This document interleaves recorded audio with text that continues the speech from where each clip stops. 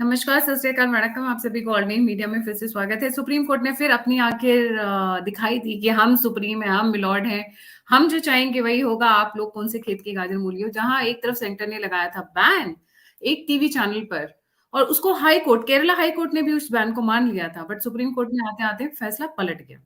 मामला क्या है जानने के लिए हमारे साथ जुड़े हुए अविनाश सिंह सर, की फैक्ट यूट्यूब चैनल से। अविनाश भाई, आपका ऑर्डिनरी मीडिया पे बहुत बहुत स्वागत है।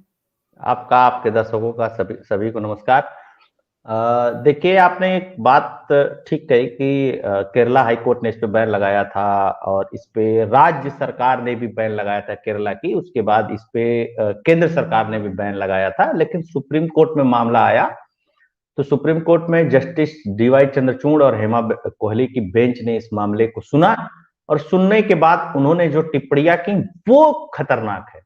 सुप्रीम कोर्ट जिस तरीके से एक्टिविज्म करने लगता है किसी भी चीज को लेकर के, वो खतरनाक है। सुप्रीम कोर्ट बैलेंसिंग की पॉलिटिक्स जो कर रहा है वो खतरनाक है। अब देखिए, मैं सुप्रीम कोर्ट बैलेंसिंग की पॉलिटिक्स क्यों कर रहा है मैं आपको बताता हूं। यह फैसला उसी दिन आता है जिस दिन फैसला आता है जो ये 14 चोरों की पार्टियां गई थी सुप्रीम कोर्ट में कहने के लिए कि हमको ईडी और सीबीआई से बचाओ, मोदी जी बहुत परेशान कर रखे हैं। उसी दिन का ये दोनों फैसला है। और सबसे बड़ी बात क्या है कि दोनों फैसलों में जो कॉमन आदमी है वो chief justice of India DY Chandrachud है। ठीक है। जज साहब लोगों को क्या समझ में आता है, जज साहब लोग क्या सोच करके फैसला करते हैं, ये महत्वपूर्ण है। और जो टिप्पणियां करते हैं वो महत्वपूर्ण है। देखिए, एक मलयाली भाषा का एक न्यूज चैनल है, ठीक है, मीडिया मीडिया वन स्टार इसका नाम है। बैन क्यों किया गया था? बैन दो स्तर पे किया गया था। पहला स्तर यह था कि देखिए, ये लोग सीए और एनआरसी के दौरान इतना झूठ फैलाए थे, एक वो तो बड़ा कारण था ही था। इसके अलावा एक आतंकवादी संगठन है, उस आतंकवादी संगठन से भी इनके संबंध रहे। ठीक है। उस संबंध की वजह से, अच्छा, एक चीज क्या है, देखिए, एक एक गलती की है यहां पे केंद्र सरकार ने और खासकर केरला हाई कोर्ट ने भी। इस गलती को भी एडमिट करना जरूरी है। गलती क्या की कि जिस आतंकवादी संगठन की रिपोर्ट, मतलब आईबी और रॉ दोनों की रिपोर्ट लगी थी, और उसी रिपोर्ट को इन लोगों ने केरला हाई कोर्ट में भी पेश किया था बंद लिफाफे में।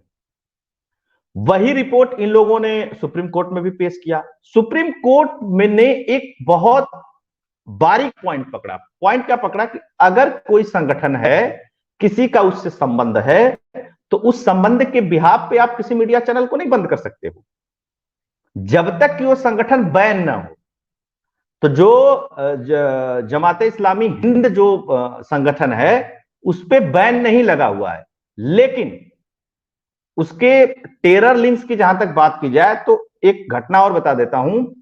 एनआईए कोर्ट में एक मामला चल रहा है 2019 से, उसके बाद कोविड आ गया तो बहुत सारी चीजें हौच पौच हो गई।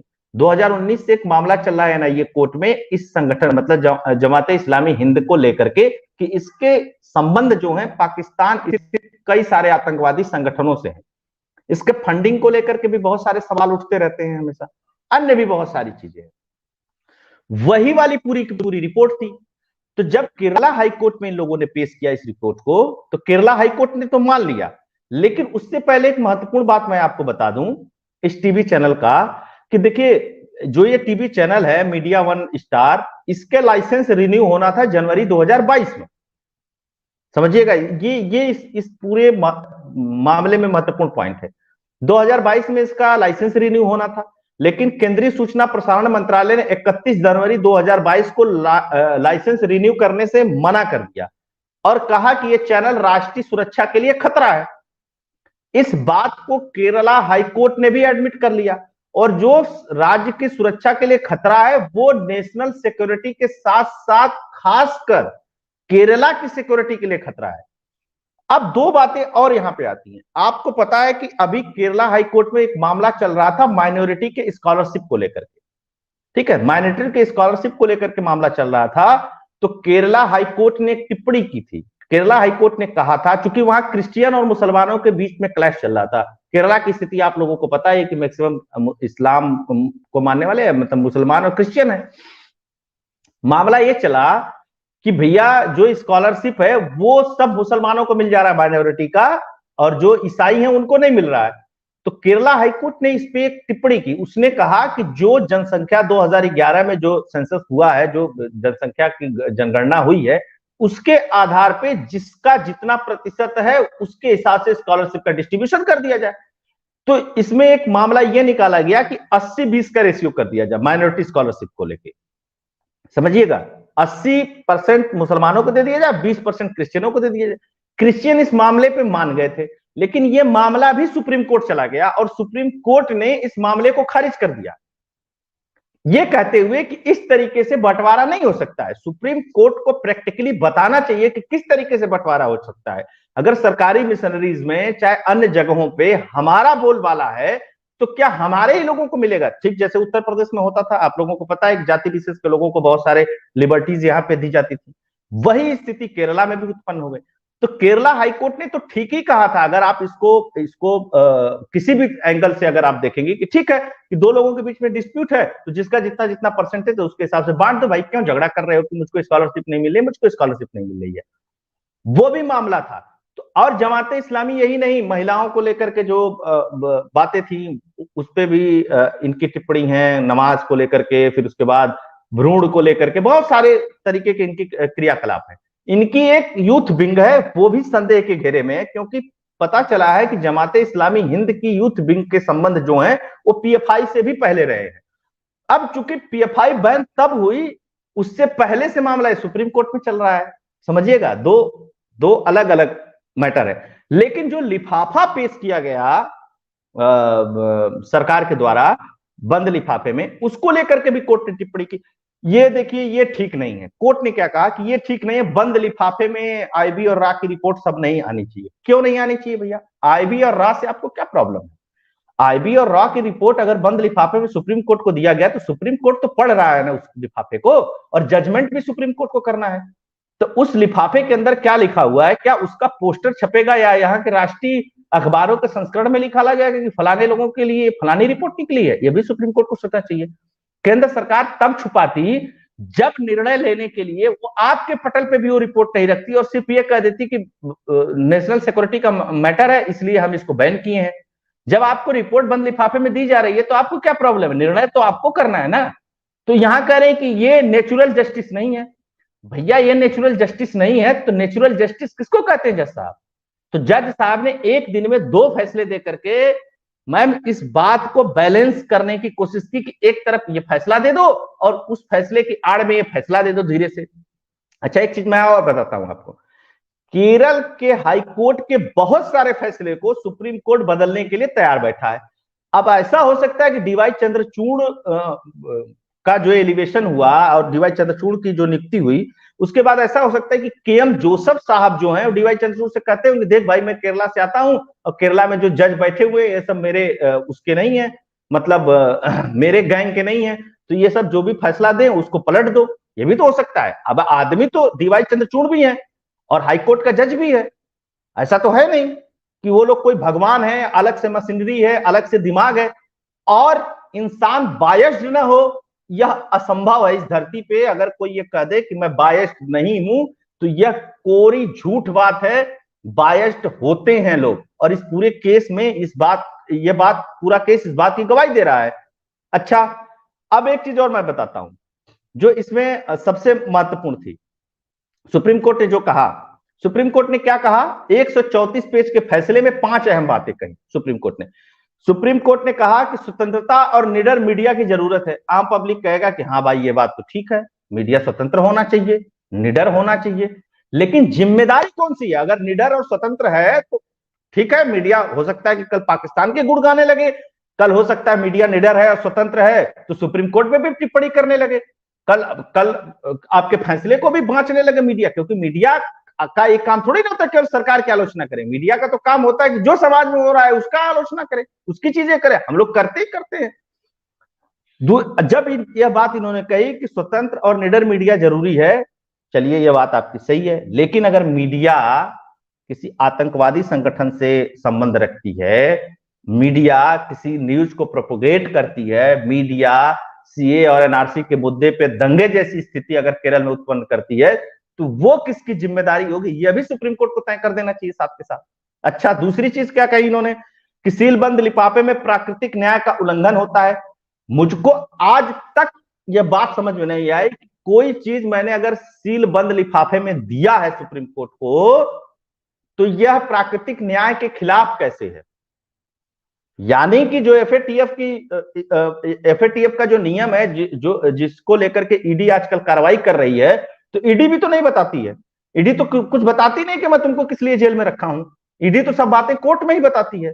तो क्या ईडी जो कार्रवाई कर रही है, सुप्रीम कोर्ट कल को यह भी कह सकता है कि यह प्राकृतिक न्याय के खिलाफ है या प्राकृतिक न्याय का उल्लंघन है? भाई देखिए, सुप्रीम कोर्ट को जो समझ में आए वो कर दे। अच्छा, क्या ये मानते हैं डीवाई चंद्रचूड़ की जो केरला हाई कोर्ट के जज ने फैसला दिया था, वो फैसला या वो जज इनकम्पिटेंस है, उसको कुछ नहीं आता, वो ऐसे ही फालतू में जज बना हुआ है, उसको प्राकृतिक न्याय का मतलब नहीं पता है, उसको सीलबंद लिफाफे का मतलब नहीं पता है, उसको मीडिया की स्वतंत्रता का मतलब नहीं पता है। यानी कि मतलब केरला हाई कोर्ट का जो जज है वो निहायत ही बेकार है, निकम्मा है, उसको कुछ नहीं आता। सब कुछ डीवाई चंद्रचूड़ साहब को सिर्फ आता है, क्योंकि वो बड़े बड़े कॉन्फ्रेंसेस में जाकर के अच्छा अच्छा भाषण दे पाते हैं।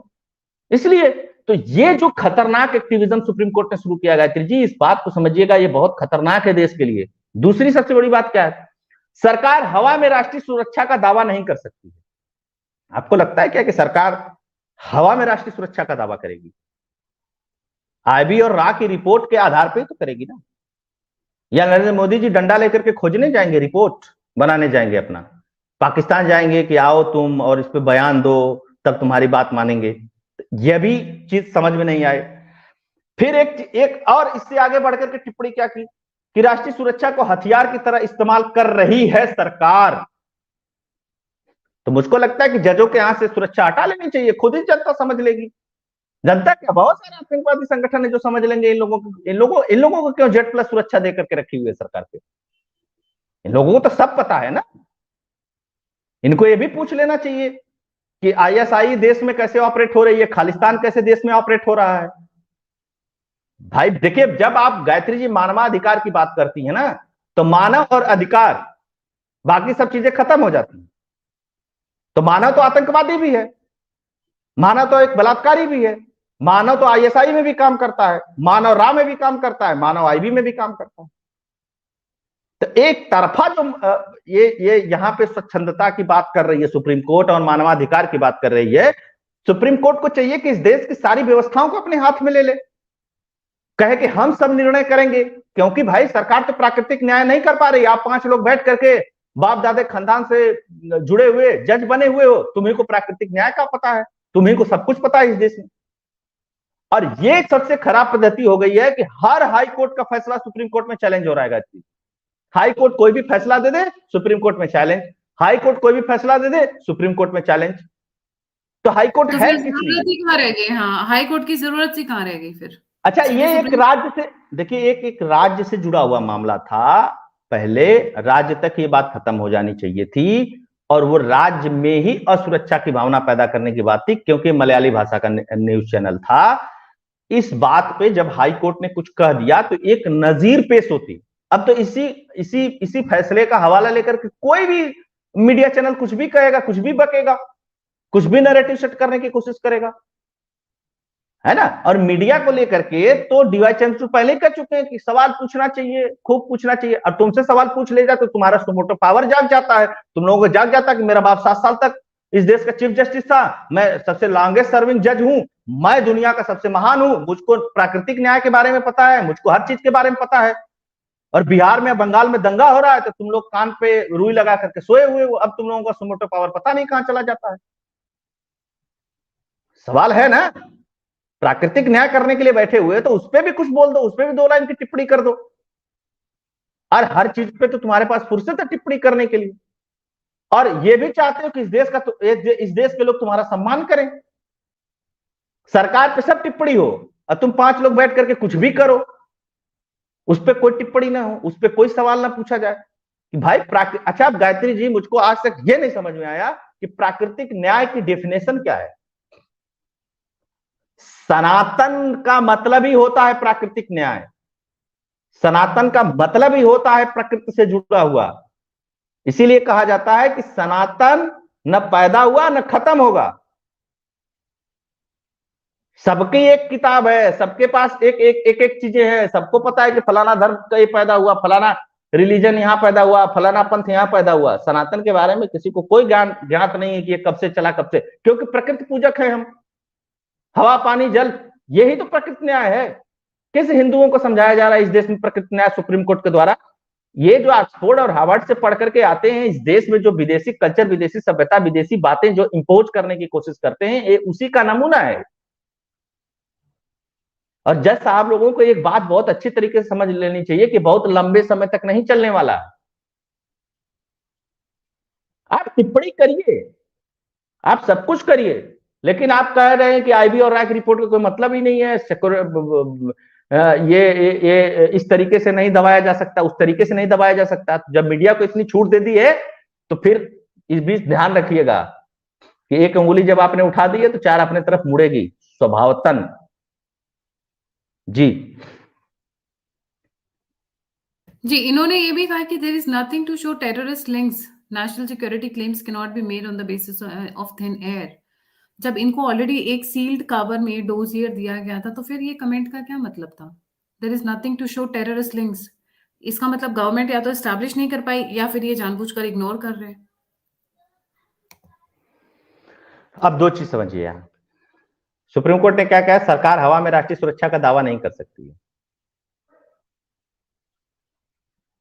सरकार सुरक्षा हवा में, मतलब आईबी और रॉ की जो रिपोर्ट थी, जब कर्नाटका हाईकोर्ट के केरला हाईकोर्ट के जज ने पढ़ा तब दूसरी थी, और आपने जब पढ़ा तब दूसरी है। वो भी तो जज है ना, हाईकोर्ट का जज है। ठीक उसके फैसले के बाद तुम ही बचते हो केवल, और तो कोई नहीं बचता। तो ये कहो कि अयोग्य व्यक्ति था, उसने प्राकृतिक न्याय की बात नहीं की, उसने हवा में जो दावा किया था सरकार ने उस पर नहीं ध्यान दिया, ये सब बातें कहो ना। तुम क्यों नहीं हाईकोर्ट पर टिप्पणी करते हो? हाईकोर्ट का ही तो फैसला है ना। सरकार कमजोर है और सरकार ही सबकी लतमर हुआ है, जिसको मन आए वो टिप्पणी करके निकल जाए। अपनी संस्था पर करो टिप्पणी, करनी चाहिए कि नहीं? सुप्रीम कोर्ट को करनी चाहिए, तुम तो हायर कोर्ट हो ना। सबसे पहले तो ये टिप्पणी करो कि केरला हाईकोर्ट के जो जज हैं उनके पास बुद्धि नहीं है, वो लॉ की डिग्री जो है रोमानिया से पढ़ के आए हैं, उनको कुछ नहीं आता, या किसी आइलैंड से थे वहां से पकड़ के लाया गया, उनको तो पता ही नहीं किसी चीज के बारे में। सब पता मुझको है। समस्या जानती है क्या है? समस्या ये है, बैलेंस पॉलिटिक्स खेलना चाहते हैं डीवाई चंद्रचूड़, और ये चाहते हैं कि इस देश की मीडिया में, इस देश के यूट्यूब में इनका क्रिटिसिज्म ना हो, या आ करके भाषण इसलिए दिए बहुत सारे संगोष्ठियों में या इंडिया टुडे के कनक्लेव में कि इनको बहुत अच्छे से पता है कि मुझको गालियां पड़ रही हैं इस देश में, मैं चलूं कम से कम अपना स्टैंड पब्लिक में क्लियर कर दूं, ऐसे नहीं होना चाहिए, ऐसे होना चाहिए, यहां सवाल पूछा जाना चाहिए, वहां चीजें जाना चाहिए। तुम नरेंद्र मोदी बनने की कोशिश कर रहे हो तो चुनाव लड़ लो भैया, कांग्रेस से क्या दिक्कत है? दे दो, इस्तीफा दे दो, चुनाव 24 का लड़ लो राहुल गांधी पार्टी से, क्या दिक्कत है इसमें? मना तो है नहीं किसी को इस देश में। लेकिन पावर में रह करके जो एक्टिविज्म में कर पाएंगे ना, वो पावर के बाहर नहीं कर पाएंगे ना। ये समस्या है इनके साथ। हाँ, एक चीज मैं कहूंगा कि जिस आतंकवादी संगठन का एनआईए की आपकी जांच चल रही है, ठीक है, आपको उस पर भी बैन लगा देना चाहिए था। बैन लगा देते, आराम से इनको समझ में आता। लेकिन अब दिक्कत क्या है, बैन लगा देते तो मामला सुप्रीम कोर्ट हाई कोर्ट में चल रहा है, तो फिर ये कहते सुप्रीम कोर्ट हाई कोर्ट में मामला चल रहा था तो सरकार अपनी साख को ऊपर करने के लिए बैन लगा दी। ये भी तो समस्या है ना। देखिए, बाहर से पब्लिक क्या कहती है एक अलग चीज है, अंदर जाकर के फैसला क्या होगा एक अलग चीज है। देखिए गायत्री जी, एक बात मैं आपको बता दूं, बहुत बार ये सवाल उठता है क्यों झेल रहे हो इनको, उठता है ना कि सुप्रीम कोर्ट को क्यों झेल रहे हो। तो सुप्रीम कोर्ट को अपनी बात मनवाने के लिए सरकार के पास इमरजेंसी के अलावा कोई सोल्यूशन नहीं है। कानून एनजेसी बना करके देख लिया, कुछ नहीं हुआ, माना नहीं इन्होंने, ठीक है। बार बार बोलती है सरकार कि आप न्यायिक आयोग बनाइए, नियुक्ति की प्रक्रिया शुरू करिए चीजों का। इन लोगों ने अब तक अगर अच्छा मान लीजिए कि अगर सुप्रीम कोर्ट कोई गलत फैसला दे दे, तो ये कैसे डिसाइड होगा कि सुप्रीम कोर्ट के जज इतने महान है कि वो गलत फैसला नहीं दे सकते, हाई कोर्ट ही गलत फैसला देगी? कितनी बार बेंचेस में जाकर डिसीजंस भी बदल गए हैं सुप्रीम कोर्ट के। है है ना? जैसे अगर सुप्रीम कोर्ट गलत फैसला दे दे, तो क्या क्रिटिकल एनालिसिस के लिए कोई ऐसी व्यवस्था इस देश में दी गई है? और एक बार नहीं, इन्होंने इसी तरह अडानी वाले मुद्दे पे, नहीं बंद लिफाफे के अंदर नहीं होना चाहिए, हम अपना नियुक्त करेंगे। नियुक्त कर लिए हो तो जो बाहर निकल करके अडानी को बचा रहे हैं, अडानी उस पर भी टिप्पणी कर देते कि मीडिया ट्रायल मत करिए अडानी का। फिर ये भी तो होना चाहिए ना। तो बंद कोर्ट में तो 5 लोग मिलकर के डिसीजन ले लिए, तो बाहर मना कर दो कि सुप्रीम कोर्ट जांच कर रहा है, तब तक इस पे कोई टिप्पणी नहीं करेगा। तब कह रहे नहीं स्वतंत्र है सब लोग, उस पर कोई टिप्पणी करें हम उस पर रोक नहीं लगाएंगे। ये कौन सा निर्णय है? ये कौन सी चीजें हैं? और उस टाइम पीरियड में जो 60 दिन में अडानी की जांच कर रहा है सुप्रीम कोर्ट, उस टाइम पीरियड में जो बाहर बकवास चल रही है उसकी वजह से अडानी के शेयर नीचे गिरेंगे, तो जो लोग अडानी के शेयर लिए उनका लॉसेस नहीं होगा? सुप्रीम कोर्ट ही समझदार है केवल।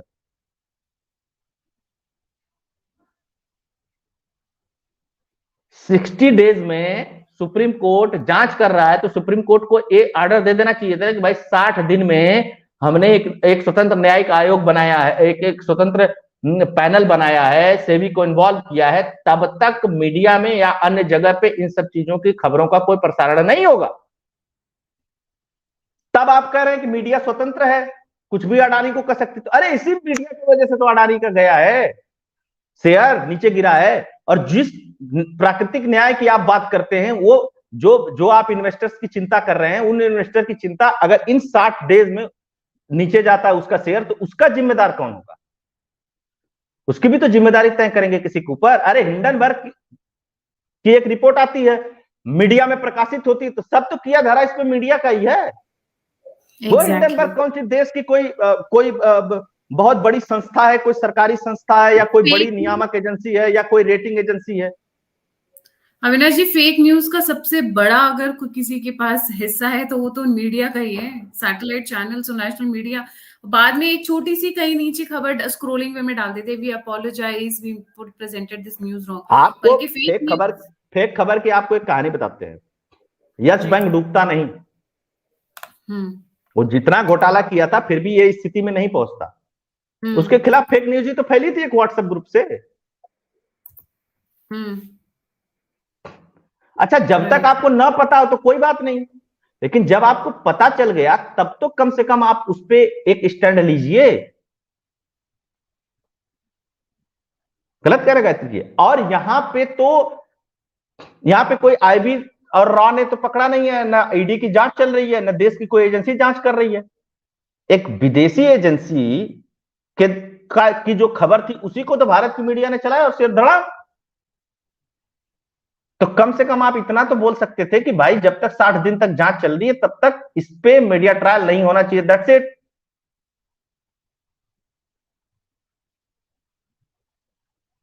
सही बात। तो ये जो दोहरा मापदंड है, ये जो दोहरा रवैया है सुप्रीम कोर्ट का, ये ठीक नहीं है। आप निर्णय अलग अलग तरीके से नहीं दे सकते। आप अकेले प्राकृतिक न्याय को नहीं जस्टिफाई कर सकते हैं, इसलिए नहीं कर सकते कि आप सुप्रीम कोर्ट है। और सुप्रीम कोर्ट में भी आदमी बैठता है गायत्री जी, इस बात को समझिएगा। और मुझसे ज्यादा नहीं पढ़ा लिखा सुप्रीम कोर्ट का जज, मैं भी इस देश के बहुत नामी संस्था से पढ़ा हूं, कि उसी को सब पता है। राइट। तो ये जो दोहरा मापदंड है, ये इस देश के लिए खतरनाक है कि इस मामले में हमारा ये स्टैंड रहेगा, इस मामले में ये स्टैंड रहेगा, उस मामले में ये स्टैंड रहेगा। मीडिया की स्वतंत्रता जरूरी है, लेकिन मीडिया की स्वतंत्रता की एक बाउंड्री लाइन होनी चाहिए। वो देश के खिलाफ नहीं जाना चाहिए। देश के खिलाफ नहीं जाना चाहिए। पहली चीज, national security most important things है। मैं आपको बता दूं कि पूरे वैश्विक मीडिया में, वैश्विक देशों में 44 ऐसे देश हैं जिन्होंने अपने मीडिया के ऊपर ठीक ठीक कर रखा है कि दूसरे देश में छपी हुई किसी खबर को अगर हमारे देश में प्रकाशित किया तो तुम्हारा लाइसेंस रद्द हो जाएगा, जब तक कि उस खबर की पुष्टि ना हो जाए।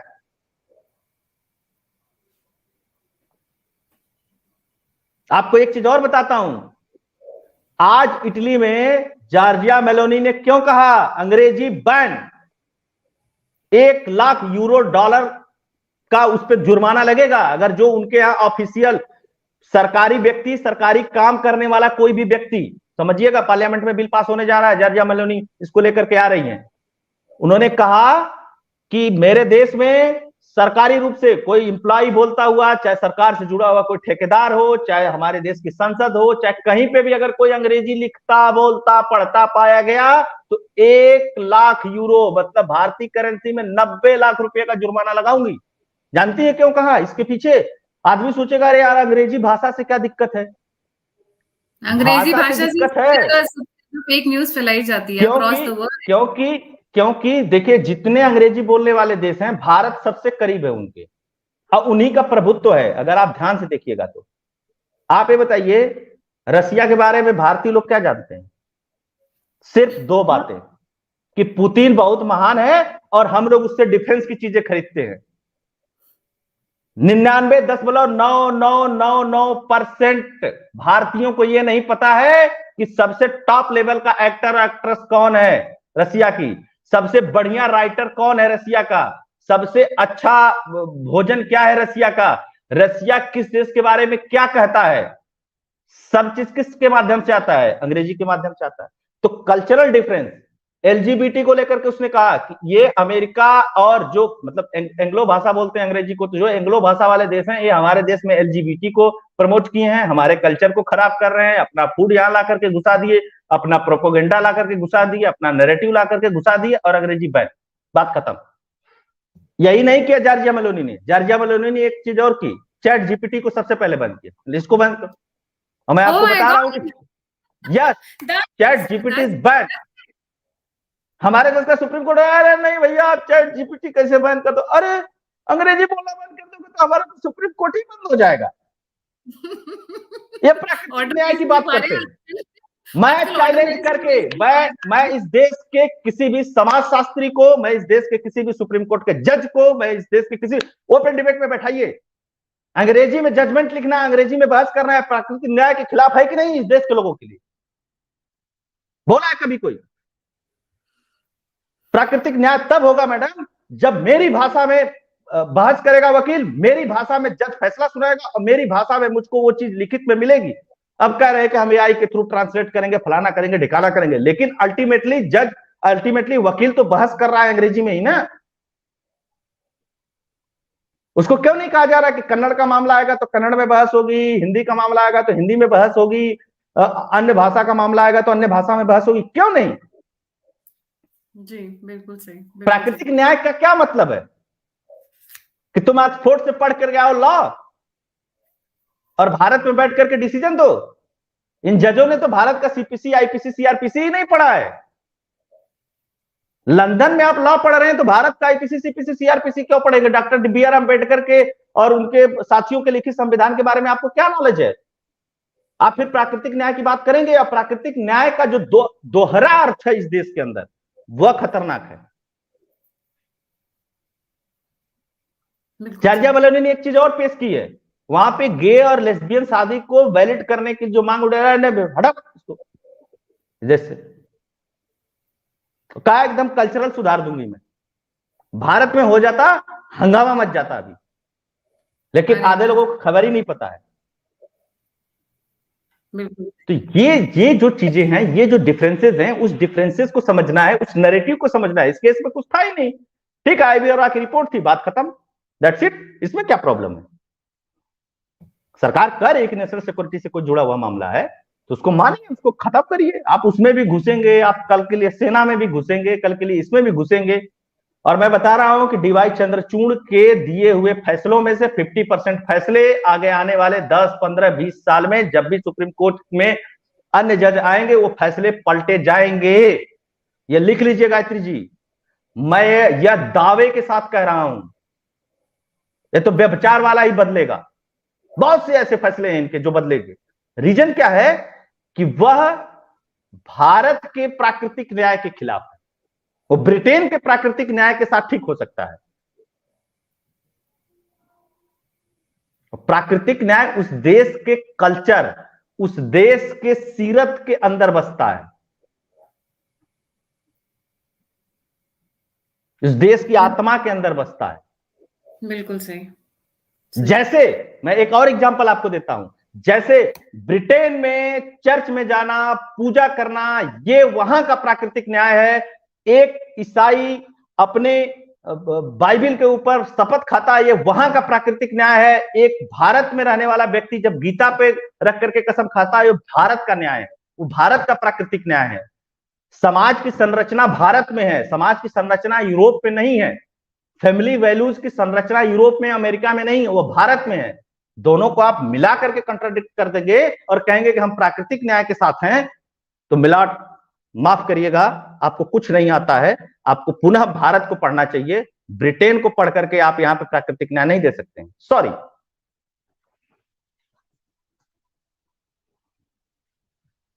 जी बिल्कुल सही अविनाश जी। सो मीडिया वन चैनल का बंद होने का पूरा चांस था, बट हाई कोर्ट का फैसला बदल दिया है। मुझे यही समझ में नहीं आता कि जब सुप्रीम कोर्ट ने फैसले ही हर वक्त पलटने हाई कोर्ट के, तो हाई कोर्ट बेचारी काम ही क्यों कर रही है? उनको फालतू में तनख्वाह और सैलरी और पूरा स्ट्रक्चर क्यों मेंटेन करके रखा हुआ है, अगर सुप्रीम कोर्ट ने हर इंस्टेंस पे यही करना है? So it's a thought for thinking कि क्यों सुप्रीम कोर्ट इस तरीके से दे रही है और क्या बैलेंसिंग एक्ट कर रही है। 14 पार्टीज का एक डिमांड रिजेक्ट कर देना और दूसरी तरफ इस तरीके के देना, और वो भी उस चैनल को जिसके ऊपर सील्ड कवर में इंफॉर्मेशन दी जा रही है, क्योंकि गवर्नमेंट नहीं चाहती है वो इंफॉर्मेशन बाहर आए। It is only for the जजेस, कॉन्फिडेंशियल इंफॉर्मेशन है। उसके बावजूद भी मिलॉर्ड साहब अपनी हरकतों से बाहर नहीं आते हैं। देखते हैं कोलिजियम सिस्टम द सर्वाइव, और कोलिजियम सिस्टम देखते हैं आगे कहां तक चलेगा और कब तक ये जो मिलॉर्ड साहब है ये माई लॉर्ड बनकर बैठे रहेंगे। जिस तरीके से आप इनकी पोल पट्टी खुलनी शुरू हुई है, धीरे धीरे डेफिनेटली डाउन आएंगे। Thank you so much Avinash भाई आने के लिए। और जाने से पहले सभी व्यूअर्स से रिक्वेस्ट है, please don't forget to like, subscribe and share the alternate media and key fact YouTube channel. और अगर आप सपोर्ट करना चाहते हैं, कॉन्ट्रीब्यूट करना चाहते हैं, हमसे जुड़ना चाहते हैं, इनपुट देना चाहते हैं, तो सभी लिंक्स डिस्क्रिप्शन बॉक्स में। इसी के साथ जय हिंद, जय श्री राम, धन्यवाद, जय श्री राम। जय श्री राम।